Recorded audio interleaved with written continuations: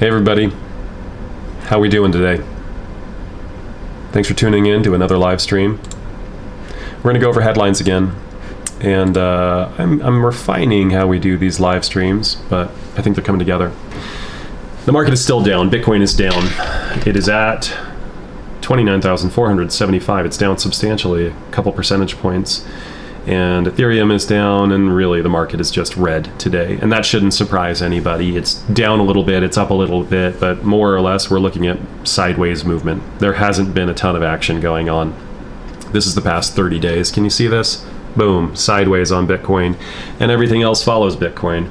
There looked like there might be a little breakout there for a minute, but it wasn't anything to get me out of bed in the morning, and it looks like it was a false start.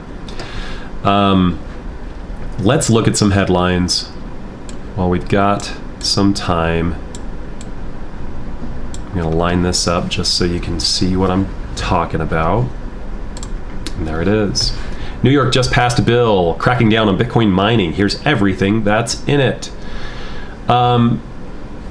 So this is the headline of my video right now, and it's the thumbnail that I chose. New York goes full CCP. You remember China has banned mining before, right? And what did that ultimately do to the network?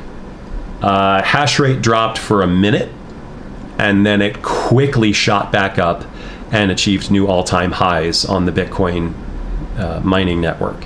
This didn't hurt Bitcoin at all. And in fact, there are recent reports that say that China didn't really effectively chase out all of the miners, that some of the hash rate, it looks like, is still coming out of China. This from a report that came out from Cambridge Research. Oh, I'm going to mess up the name. I should have a tab of it. But point is, it didn't do anything to Bitcoin. It didn't hurt Bitcoin. What it did was take China out of the equation. In fact, it probably had the opposite effect of what they were hoping for, right? We don't like Bitcoin. We're going to ban it. What you've now effectively done is ban yourself from the mining network, right? You haven't banned Bitcoin. It's a global network. All of those miners just relocated to more friendly jurisdictions. And that is exactly what will happen here. In China, I don't think the powers that be made any pretense about why they were doing this. Bitcoin presents a challenge. It presents a competitor to centralized currency and money, right? And the Chinese government has made no bones about what they want the future of money to look like. They want it to be a digital yuan or renminbi. They want it to be basically CDBC, a central bank digital currency, but on steroids and China style, communist style. New York seems to be using their playbook, even though it hasn't really worked in China. In the United States, they're not as transparent about why they're doing this, right? China did it because they want to centralize power. I'm sure, in fact, I know, all the headlines indicate that the regulators who are doing this in New York are doing it for the environment, for the environmental impact. You see, you can't open or expand a Bitcoin mining operation in New York under this bill unless it's fully 100% renewable, which is not really, it's kind of a non-starter, especially in New York, right? Maybe you could run 100% solar operation, solar and wind, in the middle of the desert in Nevada. But in New England, in the Northeast, in New York, you're going to have cloud cover all the time. You're not going to have consistent wind, particularly anywhere. 100% renewable, not going to happen. So what are these miners going to do? They're going to relocate to more friendly jurisdictions. You know where they're going to go? Texas. Long Texas, short New York. And that is happening in a lot of different places. Short San Francisco, short California, long, I'm biased, Utah. I like Utah. It's a relatively hands-off approach, laissez-faire government in a lot of ways. Not the alcohol bills. They're very strict about alcohol here. But friendly in these other business ways, especially in including Bitcoin. This is a silly thing for them to do. They are making themselves less relevant. The New York legislators are making themselves less relevant to the equation. It's going to have no impact on Bitcoin broadly. Anthony Pompliano, New York State wants to ban computers doing math, and this is effectively true. Pomp is a hype man, right? He'll His name is so apropos. You couldn't have named him better if he was a piece of fiction, a character in your novel. Pomp, he's pumping things up. But he's right here. They are effectively banning a certain variety of math that they decided they don't like. And further, they're banning a particular use of electricity that they don't like. It's not that they're banning the use of fossil fuels broadly. No, they're banning the use of fossil fuels for this new application that they think is politically unpalatable or not green enough, not friendly enough. I think the environmental policies that are in place by governments, whether they be state or federal or frankly international, are so backward and have this whole idea of environmental friendly on its head. And I'm not saying that as somebody who hates the environment, because I'm sure that's how it would be characterized by a political opponent. It's just, I don't think it's not functional. It's a non-starter. It doesn't help your cause. You have now relocated those miners to more friendly jurisdictions in other areas, and you have effectively made yourself less powerful. Congratulations, New York. Way to ban certain varieties of math. In the midst of this down market, it looks like Gemini is laying off 10% of their employees in the midst of crypto winter. There's some speculation that Gemini is not really laying these people off because of crypto winter. There might be other reasons, right? They might be letting go of bad actors. Gemini is facing lawsuits for certain violating financial laws, and I'm not even necessarily saying that as a criticism. There are so many financial laws, and it is basically a de facto rule that if you're running a fintech or a financial institution of some kind, you're going to be violating certain laws. There are so many of them, and you're going to be paying fines. But if they have bad actors, this would be a perfect pretense to let those people go. Sorry, crypto winter. But it's also it might just actually be crypto winter. So we've been through this cycle before. In 2017 and 2018, I was the head of marketing at a crypto startup. I helped them with the ICO. We had a very successful ICO. We raised roughly $30 million. And then the market collapsed. And our $30 million runway, of which we've spent a little bit, we've been hiring new people, and then the market turned, and our $30-ish million turned into $2-ish million. Because we had not converted the vast majority of that into fiat. We didn't have operating capital anymore. And the entire marketing department got let go, including myself. And heaven bless those founders. They were actually very good to me. By the time they let me go, I was like, guys, what took you so long? I haven't had much to do for a couple months because our capital was wiped out. My team was let go. We were pivoting the business. They let me go with a generous severance, but it was it is what it is. It wasn't personal. And it's really hard to face that as the employees getting let go, but I totally saw what was going on. It was like, you can't keep me on. My position here doesn't make sense, and we don't have the money for it. Same thing might be happening here. I know Coinbase has a moratorium going on hiring. The entire industry is facing the realities here, and it's not to say that these companies won't survive, but cutting payroll is one of the methods that you use to survive, right? When it's a growth period, you get as many hands on deck as you can, and when the market pulls back, you just got to let people go. Hard reality. Goldman Sachs eyes collaboration with crypto exchange FTX as CEOs meet.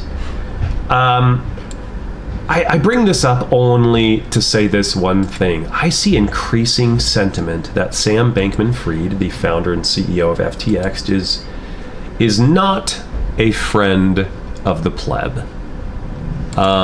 You look at somebody like the Winklevoss twins, right? And they are absolutely business people who play nice and operate well within the regulatory framework, but they are also believers in the transformational power of Bitcoin and cryptocurrency. And to their credit, they do continue to talk about Bitcoin as the central player here. Coinbase and Brian Armstrong rightly and routinely get called an altcoin casino. They're just shilling whatever new thing people might transact on, because more transactions make them more money, whether that thing is garbage and useless or not. They're happy to peddle it to you. The Winklevoss twins still largely, their rhetoric, their narrative is still largely about the centrality of Bitcoin and the importance of Bitcoin. But Sam Bankman-Fried, you see him in these discussions about being at Davos and meeting with Goldman Sachs, and it's interesting how FTX rose to the top as one of the most prominent exchanges just so quickly. It was like, boom, overnight. This guy became a billionaire out of nowhere. And I'm not peddling conspiracy theories. I don't have a theory. I do think it's interesting that he became a billionaire so quick and FTX rose to the top so fast. And he's so friendly with existing power structures. I look at Sam Bankman-Fried now, after, I don't know, a year or two of being familiar with him. I look at him now with a little bit of a skeptical eye, as somebody that I don't totally trust.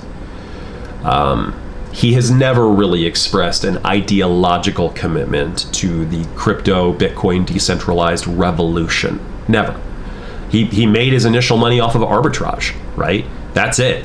And it may as well have been arbitrage selling whatever. He didn't care. He just saw an arbitrage opportunity, took full advantage of it, had high volume, high velocity, and made an unbelievable sum of money. Good for him. Congratulations. But so far as like a figurehead and leader of this crypto revolution, I am a believer in the crypto revolution, the transformative power of this technology to disenfranchise existing institutions that I think don't serve people well, are largely corrupt. I think the crypto revolution has the potential to empower people and to disenfranchise corrupt institutions. I don't get the impression that Sam Bankman-Fried is in the same camp at all. I think he is all about working closely with those institutions, being friendly with them, helping them, onboarding them. And it's very much a conflicted position that I take, because I get why people want banks to be Bitcoin friendly, but it's interesting. The narrative has changed. It used to be your own bank, or short the banks, long Bitcoin. And now it's like, oh, Goldman Sachs wants to get involved. Isn't that great? It's going to bump up the price. I get it, guys. I want the price to go north too. I want to be rich. But this is doing deals with the devil. Ultimately, what we want is a revolution. And ultimately, what the bankers want is not a revolution. If they can co-opt these systems and co-opt this revolution to their own ends, they absolutely 100% will. We should not be surprised by that, and we should look to them with great skepticism as they show a friendly eye toward crypto, Bitcoin, decentralization, Web3, all of it. Crypto firms say thousands of digital currencies will collapse. Compare market to early .com days. They are absolutely true, and you don't even have to go back as far as the .com days. You can go back to just 4 years ago, because we've been here before. 4 years ago, there were 1,594 cryptos, and BTC Dominance was at 37.1%. Now there are 19,707 cryptos, and BTC Dominance has increased to 46.2%. That's over a 12-fold increase in altcoins, and BTC Dominance has still increased almost 10%. This is why I don't understand when people like Alex Becker and others say they are not bullish on Bitcoin in the long. I get they don't specify, really. They don't say in the long term. They just say, like, Bitcoin's garbage. I'm not bullish on Bitcoin. Maybe they just don't have the same time preference that I do. Maybe they just want to do a quick flip for fiat, right? I'm going to invest in this small market cap altcoin that doesn't have any real world utility and doesn't pretend to. I think it's a meme coin that's going to, hit the zeitgeist and pop 100x, and I'm going to make a ton of money. All right, good for you.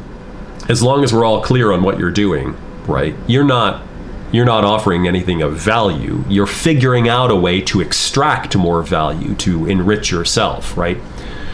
That's how money is made, right? There's value creation and there's value extraction. And in a proper business, you're creating a great deal of value and extracting a portion of that. And you can do it consistently and reliably and build your business. In flipping altcoins, you're not creating any value at all. And in an optimal situation, flipping altcoins, you're extracting as much value as possible.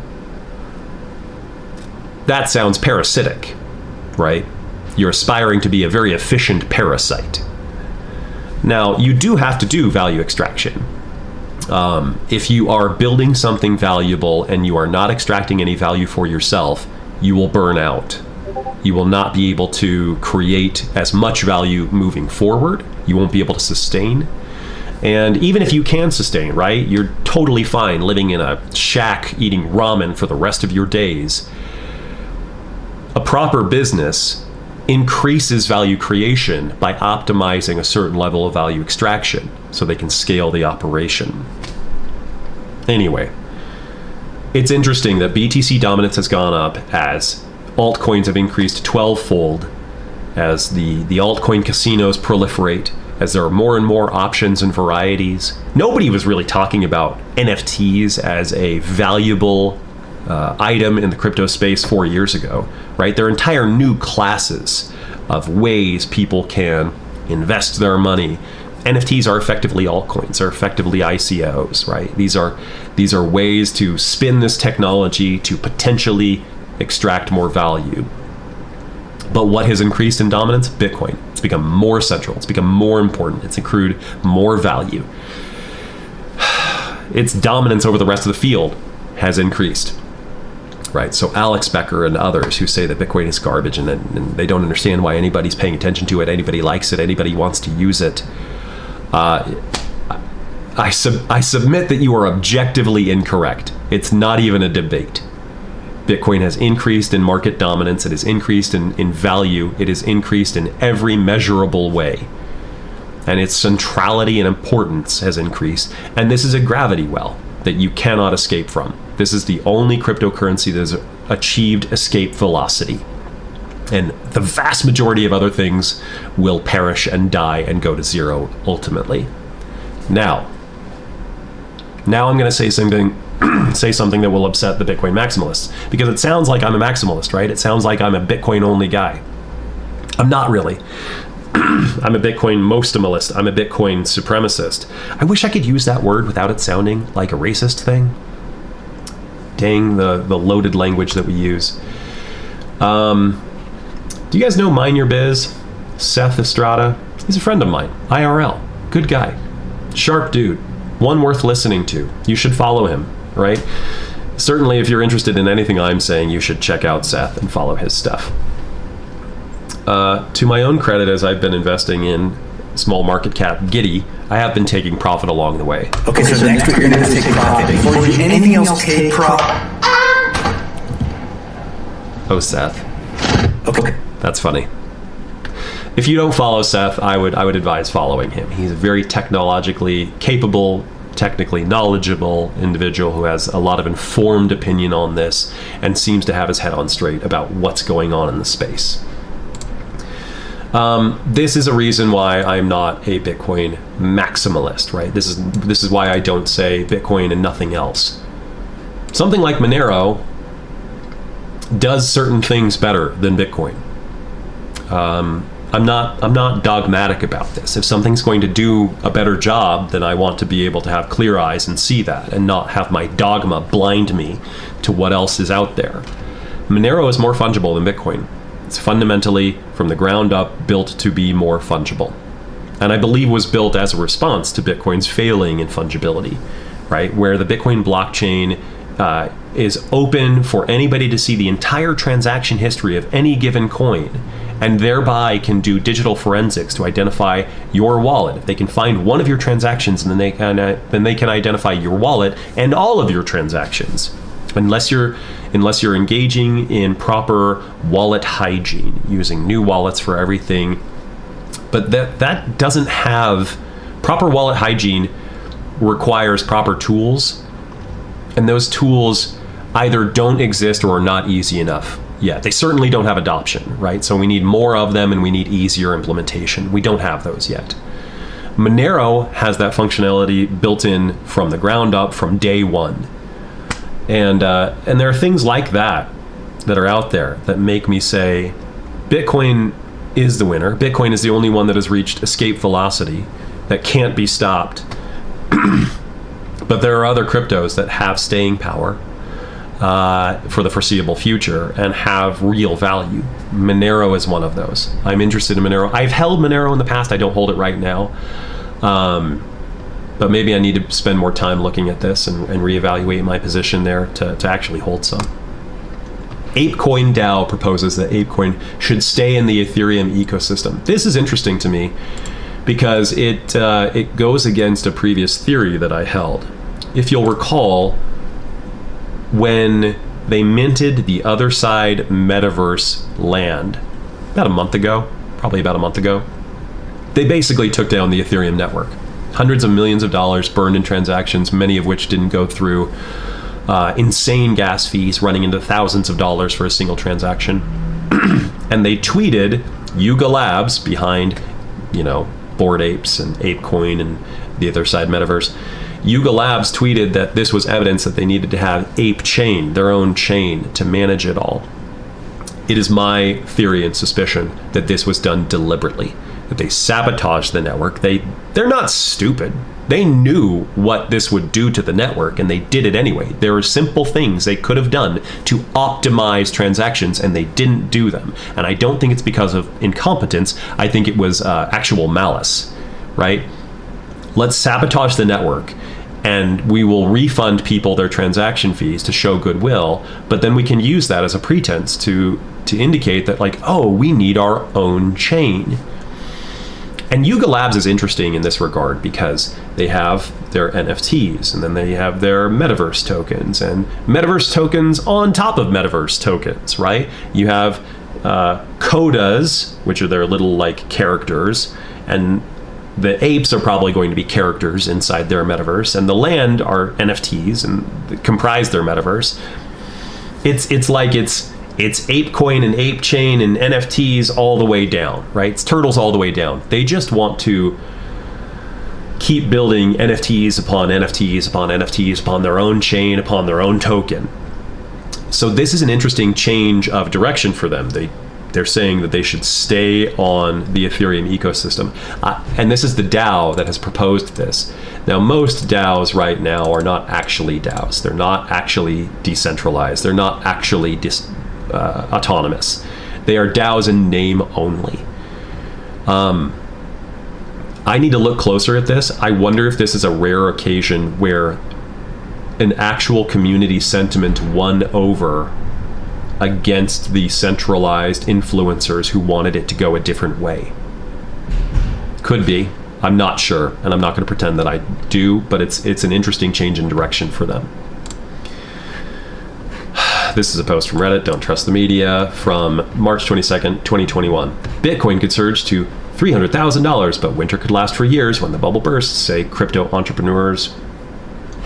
This is an interesting post because don't trust the media. I agree with that. And then they cite this headline where we never even got close to 300,000. We never got to 100,000. But this headline was not absurd a little over a year ago, 15 months ago. This was not an absurd headline. This was like a totally plausible scenario.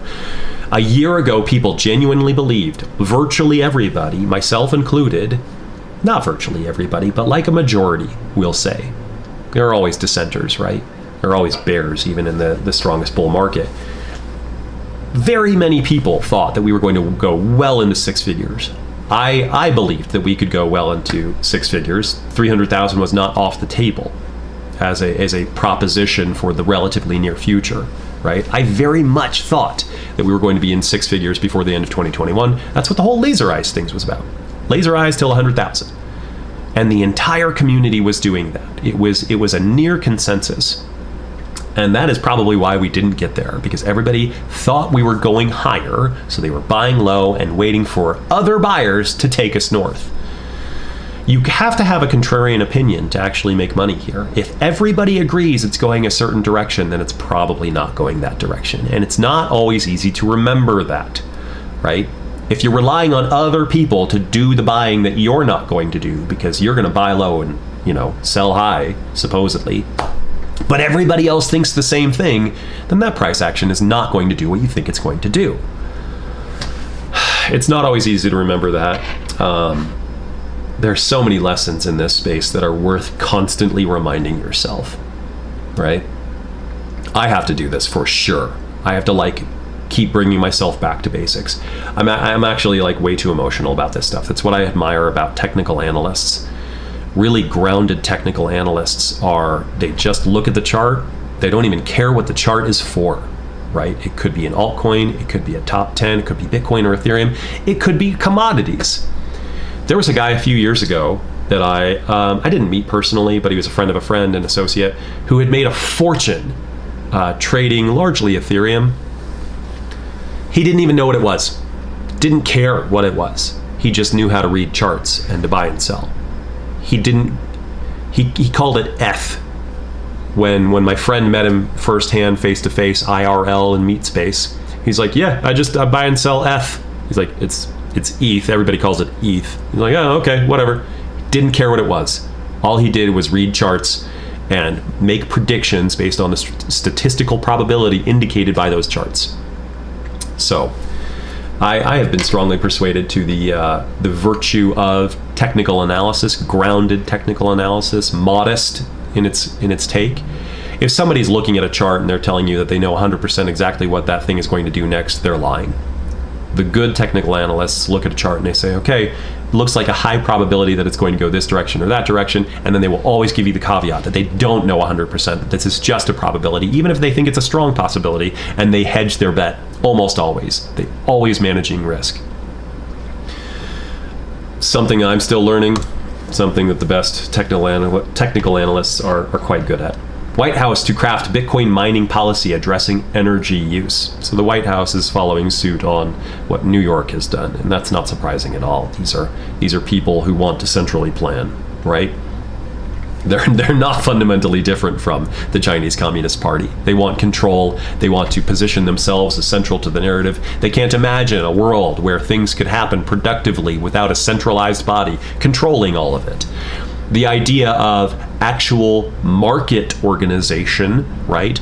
Order arising out of anarchy meaning without a head. You don't need a central body to dictate to people how they can organize themselves. The market, the invisible hand of the market, is actually pretty good at doing that. And they're talking about energy use because, as I indicated earlier, I think our entire thinking about energy use is fundamentally backward. I think this is an extremely poorly understood topic. And here's why. Central planners like the White House, like New York legislators, like the Chinese Communist Party even, will say to you, we need to reduce our carbon footprint. It's important to save the planet for future generations. Okay, in one sense, I don't fundamentally disagree with that. But if the rhetoric is just around reducing energy usage, especially in developing or more impoverished areas, then what those people are saying is basically F you, impoverished people. Because if you look at history and how people rise out of poverty and what quality of life is correlated with, it is almost always, in every measurable way, correlated with increased energy usage. And in fact, if we want to accomplish great things in the world, we need to use energy, lots of it. We don't need less energy use. We need more of it, lots more of it. And the existing solutions for renewables, wind, solar, etc., the way these technologies are implemented today, they are not elastic enough, not even remotely elastic enough to actually supply 100% of needs. Germany made this mistake. Germany went hard into solar and wind and started shutting down nuclear power plants. Heaven only knows why you would shut down nuclear, right? Nuclear, as it's implemented today, has numerous problems, but it still is one of the most reliable and safe. Mark my words, look into it. It is one of the most safe, it is the most safe form of energy production. And now its failures, when something goes wrong, somebody dies, 3 Mile Island, Chernobyl, it's headline news, right? It's very visible, it's ugly.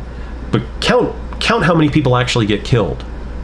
Coal kills more people. Wind production, energy production kills more people than nuclear.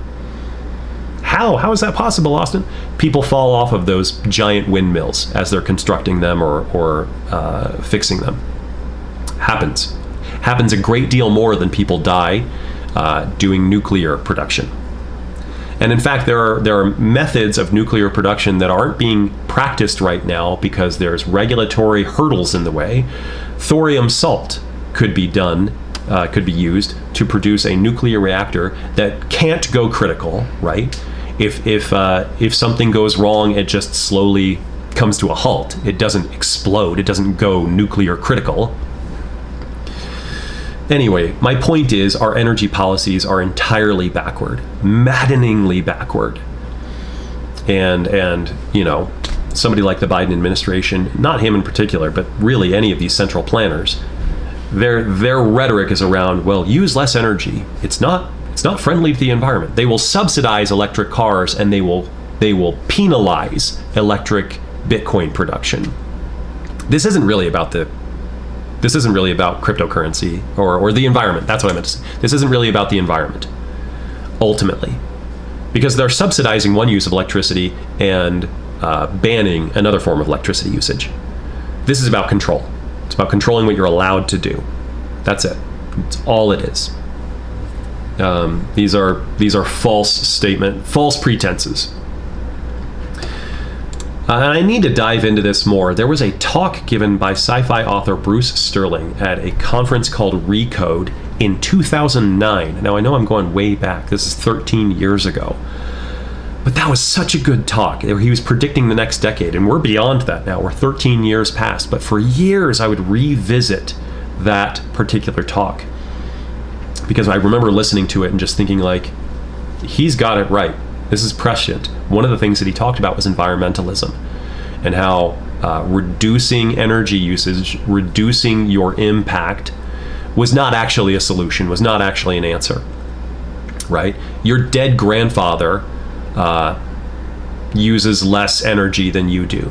So I guess we should all just be like our dead grandfather. We should all just die, right? Wouldn't that be the best environmental solution? Drawn to its logical conclusion, that's what these things look like. It's not pro-Earth, it's anti-human in a lot of ways. It's anti-civilization. Call me an extremist, but that's actually how I view this. Here's an interesting thing that happened. Chris Okada listed a 27 million New York City property for sale on OpenSea. My guess is it's a marketing tactic, but imagine a building can trade as an NFT. Buyers can see the deed, tenant mix on the blockchain, plus trade hands immediately. 10 years away, 15, whenever this happens, we'll be so sick. Yeah, he's probably right. I'm sure this is a marketing tactic, but it is also terrifying because NFTs get stolen all the time. Some of the most valuable NFTs get stolen all the time. There are blue chip NFTs that get stolen every week. We see headlines of this. What's his name? Seth Green, comedian, actor, had his blue chip NFTs, his apes, stolen recently, and he had to cancel the production of a major TV show because of it. I would be terrified to put a $27 million New York City property for sale on OpenSea. What is the legal situation like if somebody steals that NFT? Security around NFTs is anything but standardized. It's anything but a fixed solution. I think this is actually a terrible idea, certainly right now. Maybe in the future, there are better legal frameworks to handle this kind of thing, but they don't exist right now. You're just getting yourself into a quagmire with that setup. You're asking for trouble. We often see the price of Bitcoin charted, but how about Satoshis per dollar? It's interesting to look at this stuff charted in different ways. That's something that I think is a constructive exercise. Look at different ways of charting information, right? Not just looking at the yearly highs, but what is the yearly low of Bitcoin, right? Can you frame this in different ways that illustrate your point? And if your point holds up through many different reframings, then it's a much more robust point that you can rely on. Just a thought. And finally, a little joke. I don't always buy cheap stocks, but when I do, first I tell everyone that an economic hurricane is coming, so they panic sell. If you don't know, this is a picture of Jamie Dimon, the CEO of JP Morgan Chase. He hates Bitcoin. He calls it a scam. He calls it, garbage. He's in the Warren Buffett, Charlie Munger camp of it's rat poison. Well, of course he is. He's the CEO of JP Morgan Chase. The existing financial regime and infrastructure has served him tremendously well. His salary is insane. It's obscene. He makes something like $27 million per year on salary at JP Morgan. I need to look into this. One thing that I have noticed with these old money, old guard old people, and they are almost invariably old people, who hate Bitcoin and cryptocurrency generally, you look at their kids and their grandkids, and their ideology, the old person ideology, does not transfer down generations. I actually want to make a whole video about this, about how Bitcoin and cryptocurrency will win, and it's inevitable. It's not even a guessing game, right? I don't have to cross my fingers and hope. I know it will win because the rising generation has already fully embraced this. CNBC did a poll survey a while back, and they found that 50% of millennials hold more than 50%. What was it? It was like millennial millionaires, 50% of them hold Bitcoin or cryptocurrencies, and of those, like a third of them hold more than half of their wealth in Bitcoin or cryptocurrencies. Warren Buffett's granddaughter is super into NFTs. Peter Schiff, who hates crypto, hates Bitcoin, but loves gold, his son, Spencer Schiff, is all into cryptocurrency. I would be willing to wager that Jamie Dimon, CEO of JP Morgan Chase, I'd be willing to wager that his kids or grandkids are into cryptocurrency. And maybe you just have to wait, right? This is macabre, but maybe you just have to wait for a generation to die before this gets fully integrated across society and adopted. Christine Lagarde, the president of the European Central Bank, recently it came out that her son is super into cryptocurrencies. She hates it, but her son is really into it. Like, it's very consistent, actually. I want to do a whole video on this, written and produced so that it's polished up and not a live stream like this, but I think it's an interesting point worth looking into. All right, team, that's the stream for today. Let me know in the comments what you want to talk about in the future. Share your hopes, fears, dreams, and ambitions. We will address it in a future video. And you know what? We've been doing this at my desk, but I think I'm going to take it back over to the set. I still have a few things to get in place. It'll look so nice. It'll look so polished. I just want this to be a very polished production. That's my background, if you don't know, video production. I prefer it to look professional rather than just like, oh, hey, team, on my phone, even though that still totally works. I'm shocked how often bad video still performs really well. Can't shake my history. I want it to be produced. All right, team. We'll talk again soon. Thanks, team.